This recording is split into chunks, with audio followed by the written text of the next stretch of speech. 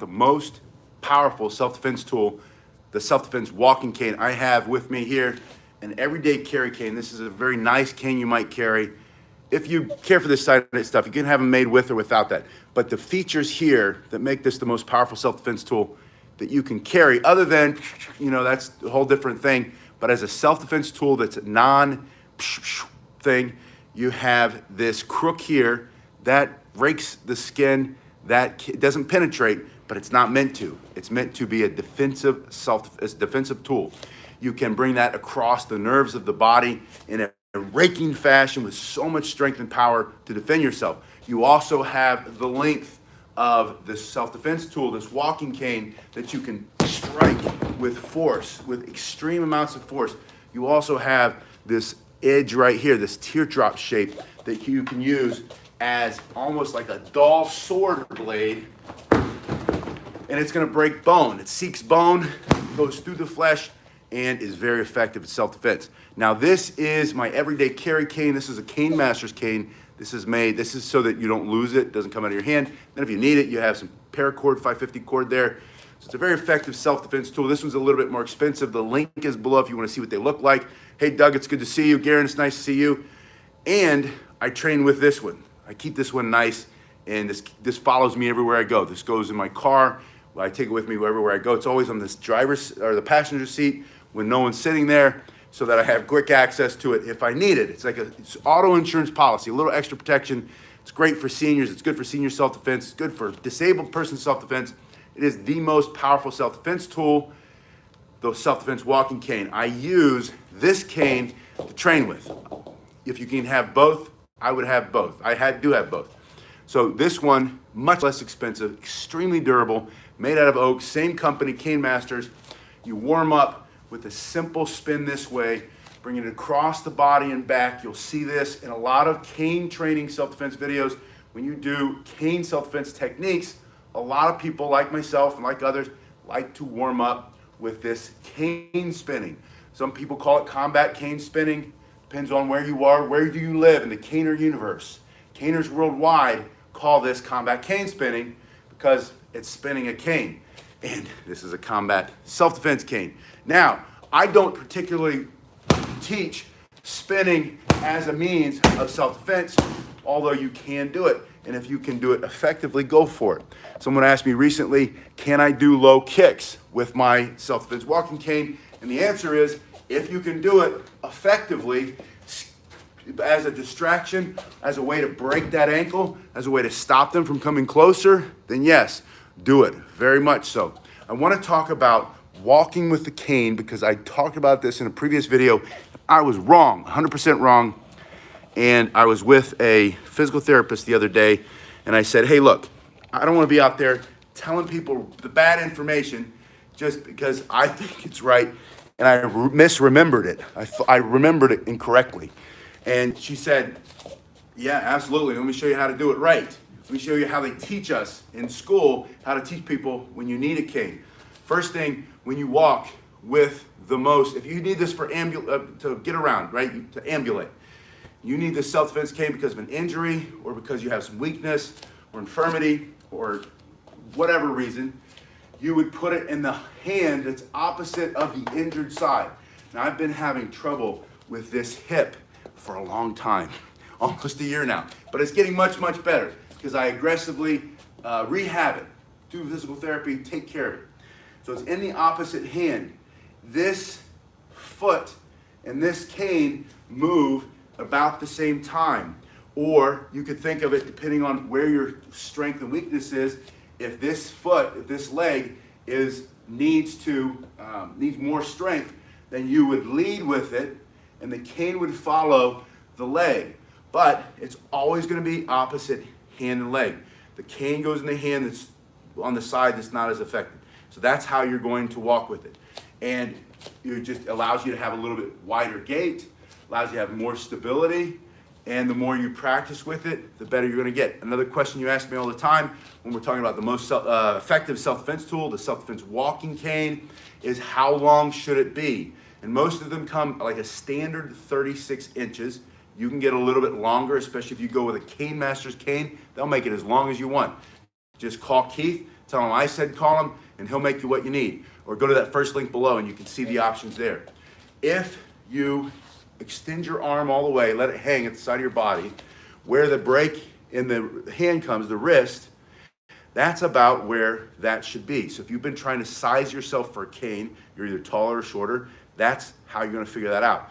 And then there'll be a slight bend in that elbow and you'll have great stability. You can also flip it around, hold this side out for more stability. Then it comes out at an angle, ergonomically, you have more strength, but the basic rule is the same. If this is your injured side or your weaker side, the cane goes in the opposite hand and you would walk with it like that. All right, now we went over that.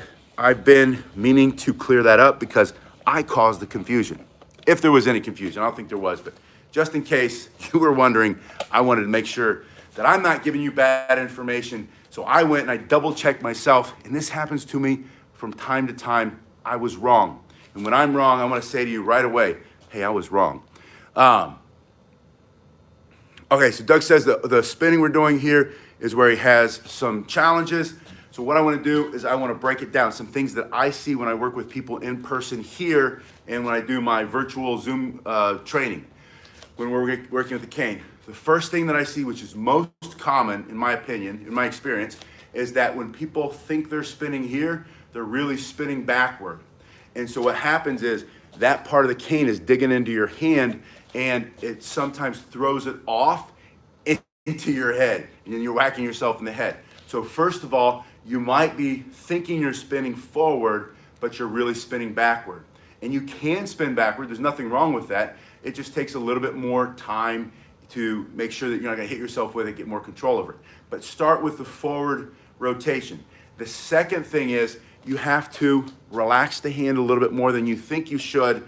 Keep it closed though, you don't wanna come flying out, and make a bigger motion this way, almost like you're churning butter or cranking an old style car, bringing it around a little bit more with a loose grip. Now, the next thing that I'm going to show you how to do is bring that over and back. And I teach this because it's going to engage your core muscles, making you taller, improving your posture, stomach up and in, and give you really strong abs, right? It's going to make you healthier. As you get older, if you're using a cane because you're older now and you're not as strong or you have some injury or some pain, this is good because this is going to get you healthy. It's going to get you ambulating, moving around your space, moving around your world more. You're going to go for more walks. You're going to get out of the house more. You're going to feel more confident when you learn how to defend yourself with the cane, and you're also going to be strengthening everything. All of this movement. You can do this sitting on the edge of a bed or sitting in a wheelchair or sitting in a regular chair. This turning is the first thing. I say do this for about 30 seconds, and it's also gonna build callus on your hand so that the cane slides through your hand easier. When you go from one position to another position, you start fighting for self-defense with your cane, you wanna have that thick callus on your hand so that's a little bit easier. It also teaches you proprioception, enhances your proprioception, your spatial awareness. Remember when you hit yourself in the head? That gave you feedback right away. There's spatial awareness, and then timing and distance. All that happens with the spinning, and it improves your fitness. It's kind of like a boxer jumping rope. Now from here, I'm gonna come across the body, and I always describe it as a slap across the face and a backhand coming the other way. And if you think of it in those terms, you'll be able to pick this move up pretty quickly. This figure eight motion or infinity motion, just side to side. And again, the purpose of coming across the center line is to engage the core muscles that improve your posture and burn more calories to lean you out faster. And it's firing new neural pathways in the brain, creating new neural pathways, creating new stem cells that are going to heal you faster, become more youthful, elastic, plastic brain. You want to have that brain elasticity as you age. This is going to get you there because of all the cross-body stuff, because it's vigorous, because it's complex, and you're doing it in a focused way. Because if you're not focused, again, you're going to hit yourself in the head. So I'm primarily holding Doug with, as I come through, these two fingers are really keeping it from flying out, the thumb and the first finger. This part of the hand is kind of closed, like an old G.I. Joe doll. You remember those with the rubber fingers? So I'm holding it like this as I come through. And the hardest part when I work with people in person that I see, the biggest challenge, is that people are trying to control it too much. It's going to move because of gravity. So you have to allow it to kind of drop there and then let it spin. See here, I'm trying to control it. And if I try to do this, it's really hard on the wrist, it's hard on the elbow, it's hard on the forearm. But if I allow it to spin and spin. So you can already do this, you can do this spin, but when you come over, it's still spinning. And I don't know if you can see how open that is, but that's the key. Allow it to relax a little bit as you spin from side to side. Now, that's just a warm-up. There are other ways, plenty of other ways to do combat cane spinning in the Caners Worldwide universe, but we're not going to go over that now because they're going to get into the strikes. This is, the Kung Fu grip. Thank you, Garen. Oh, man. Love those things. I still remember as a little kid having the Corvette. My brother had the Jeep. I always wanted the Jeep. I wish he had the Corvette. You know, you're never happy with what you get. And we were out there, and he was throwing down big chunks, hitting my G.I. Joe, smashed the thumbnail, came right off. You know, one of those vivid kid memories. But I love my G.I. Joes, Kung Fu grip. And the little shoes in the bottom of the boot made the little the pattern of the wolf pattern. What a cool toy. You know, the big figurines. We didn't call them dolls, we called them figurines. Anyway, I digress too much. Back to self-defense. Back to the most powerful self-defense tool, the self-defense walking cane. I want you to immediately address the threat. So in this case, if it's in my hand and he's coming too close and he catches you off guard or you're not feeling comfortable and you know there's imminent danger, you're gonna pop him right up between the legs and the groin. And I don't always lead with this one, but I want you to see that with very little effort, you can lift that arm, just lifting your arm, and your wrist is also turning at the same time. There's a little bit of motion in the shoulder, and with just a little bit of motion, because of leverage, and because the speed here is accelerated, is amplified by holding here. And if you think about where the lever, how long the lever really is, from shoulder all the way out to that tip. So from here, it's just bent, right? When I pop it up there, that's creating enough force, and especially between the legs, that's gonna hit hard. And if you miss the legs, maybe you hit them somewhere in the body, or you come up and pop him under the chin. Or maybe it just comes by his face and it backs him up a little bit. From here, you'll never stop with one strike. One, and then you bring your other hand on it. And from this position, and I want to keep it low, I don't want to bring it up here. The more I bend my elbows and bring it up, the more force it's going to put in my shoulders. If I'm older, if I'm injured, if I'm not as strong as I used to be, I want to protect my shoulders. So I'm going to keep my arms down, and after I hit him, it's into this hand. It's right at my waist level, which is going to put it right in his groin, between the belly button and the private parts, and that's going to stick him on the ground. I can, just by lifting this hand, and notice I didn't lift the elbow, kept that out of the shoulder, but by lifting the hand, just bend that elbow, I bring it up, and now it's going right into his throat for self-defense, or his face, his eyes. What target can you remove or destroy? His ability to see you, breathe temporarily, permanently, using the most effective self-defense tool, the self-defense walking cane. Snatch him up between his legs, turn this, and then just step in. Now, for you to generate the most force possible, take a little step with that front foot. Just a tiny step. You don't need much, because you're going to let this hard wood, long stick that's put, and look here, you have this handle here where you're able to shove and stick this in. And anybody who's ever been hit there knows that thin fascia, that thin piece of muscle that keeps your guts in, when that gets a tear in it, they call that a hernia. If you've ever had one, it looks like a fist sticking outside of your guts, under your skin. That's because it tore and your guts are literally coming out. But if you hit that, and law enforcement officers with the PR-24, right, Doug? You're taught to take your PR-24 or your riot baton and you just jab right here all day long. It doesn't take all day long. You only need one good strike, and then he's on the ground. And he's not hitting you, he's not trying to stab you, he's not trying to hurt you. That's why it's the most effective self-defense tool, other than, right? But for an everyday carry, something you can take on a plane, This is the real reason. This is the most effective self-defense tool. The self-defense walking cane can be carried into the bank, into your kid's school, into the TSA, through the TSA, especially this kind right here, right? And there's nothing special about it until you understand how to use it. It's a hard piece of wood against the nose, against the teeth, against the throat, jabbing or thrusting, shoving this way, boxing to the ears, raking across the face, that nasty beveled end right there, that tooth, pulling the nose off the face, the eyes out of the head for self-defense.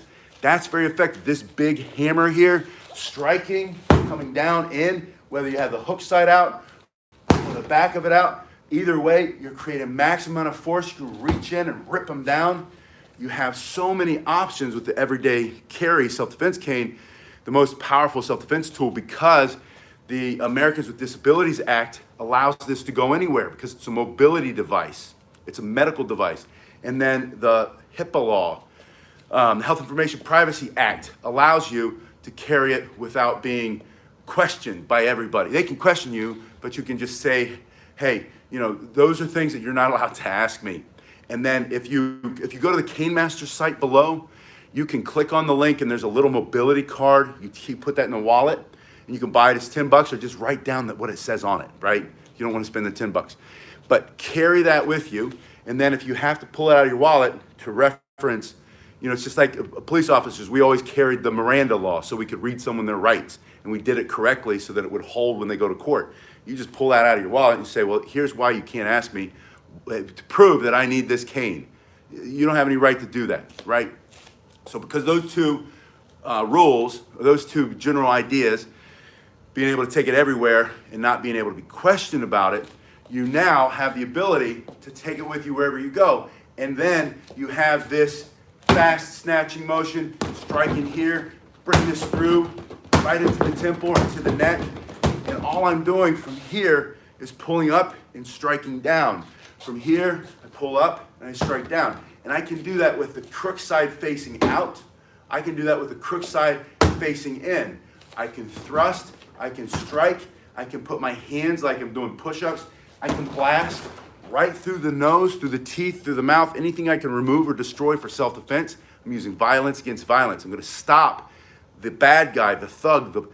And I saw it again. I was telling Doug earlier that I tried to balance out all the negative stuff that's in the media now by trying to watch positive things and listen to positive things, read my Bible, read things like that, sit down in gratitude every morning, think about my kids, think about my family. But I keep getting sucked into it. And people will send me different articles because they want to know specifically, if this happened to me, how would I handle it? And there was the case of the Asian woman in New York City, shoved to the ground, died. And then all these cases of just violent assaults in these liberal cities, whatever the rules are, because they're they're electing these attorneys general who have these revolving door policies where they're either not charging criminals or they have no cash bail, so they go in and they come right out. They don't have to pay anything. They just have to sign their name, I guess. Or both, and both. Usually it's both. So for those reasons, so people send me those, and then I watch a video and I think, oh my gosh, how horrific. Situational awareness should always be number one when it comes to self-defense. Paying attention. If you don't have to be there, don't be there. But if you happen to live in San Francisco, or you live in Los Angeles, or you live in Chicago, or you live in New York, or you live in Boston or Philadelphia, I mean, the list is getting bigger and bigger. Sometimes you don't have a choice. You got to go to the store. You got to feed yourself, feed your kids, feed the dog, whatever. And if you can carry the most effective self-defense tool, why wouldn't you? Especially if you need it. If you need to use one, learn how to use it in self-defense. It's probably the most effective one that I train with today because it's so versatile. So we have thrusting, we have this angular striking, I have pushing here, and I have raking here. That's just for a start. You can hold it in this hand, pick it up, and get it into a better position. When you bring it up, let it slide down a little bit. Now, put the length of your cane between yourself and the threat. If he's got a knife or another weapon, I have reach advantage. That means I can hit him at a distance before he can close the distance and stick it in me 38 times. So I'm going to go, but I'm always going to go through first. That thrusting motion And here's why. This piece of wood behind this rubber, right? That's going to be stronger than his nose, his teeth, his eyes, his throat, his solar plexus. No matter how strong and big he is, I don't have to be as strong. Maybe if I come in with a strike like that, that's a hard-hitting strike, and you will use that for self-defense. After you thrust, and the reason that you thrust first, you want to keep him at bay.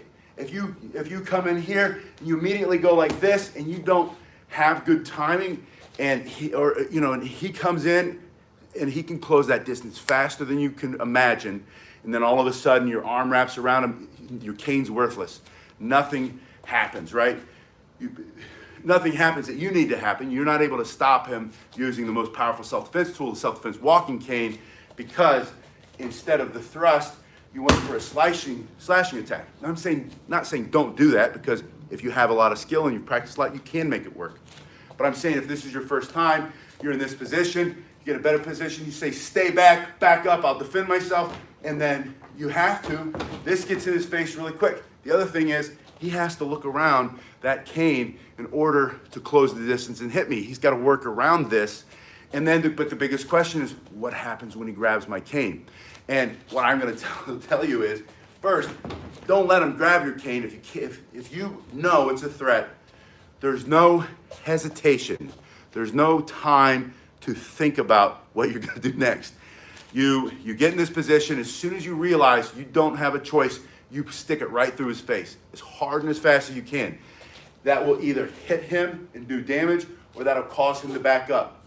After that, if he comes back in, then hit him like that, or straight down on top, or bring it around this way, or better yet, get the other hand on it and thrust again. Because when you put the second hand on it, your thrust is going to be so hard, so powerful, so effective in self-defense, and you will move him back. But in this position, just very quickly back up. You're too close. I'll defend myself, and you continue the fight. If he does, he has to make a conscious decision. Yeah, likes and subscriptions if this is your kind of thing, or you just like self-defense. Thank you so much for that. Please give me a thumbs up or a thumbs down if you don't agree, or better yet, in the comments section, put your questions, put your comments, put what could be better, what could be different, what you think works, what you think doesn't work, why, and then comment on each other. That's how we become a community. When you guys start to reach out and make comments with each other, you start to get to know each other, how you think, and that's what makes this a global virtual dojo and a true community. Some of you have been around here for a long time, and I appreciate you so much. And so when other guys come in or other women come in, welcome them. I spent this morning watching videos from people who send them to me on Facebook. I have a huge following on Facebook too, but it's more international. On Facebook and through my website, pasquinelli.com. You can reach me through there. Send me your videos. Send me what you do. And I mean, some of them, I've got, one guy, he's completely blind. He uses two walking poles. And he sent me, hey, does this technique work? Am I doing this right? Is this fast? And he said, I've watched all your videos. And I said, all 1,000 of them plus? And he's like, yeah, every one of them. But then, immediately I'm thinking, how'd you watch my videos? If you're blind, if you can't see, stupid me, of course, there's adaptive technology. So he has watched them all. He's gotten massive value out of them. And that really fills me up, man. That's so awesome. That's so cool. But he's doing the techniques right. And he's in the center line. And he's powerful and he's fast.